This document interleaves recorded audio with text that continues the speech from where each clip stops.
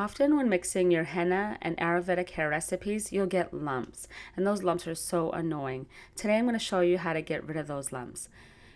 Take our henna powder here and put it into our bowl, and then next I'm going to grab up this amla powder, and that promotes hair growth and maintains a curl pattern.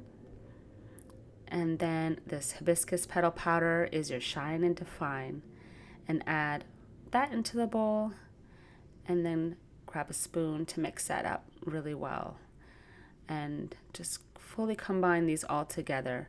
And the benefits of this recipe is that you will get a reddish tint in your hair and also just a lot of great shine and definition to your curls.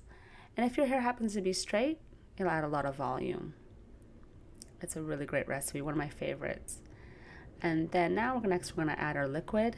I just have some distilled water here that is about warm to hot, and add that in there really well, and just add enough, to get it started.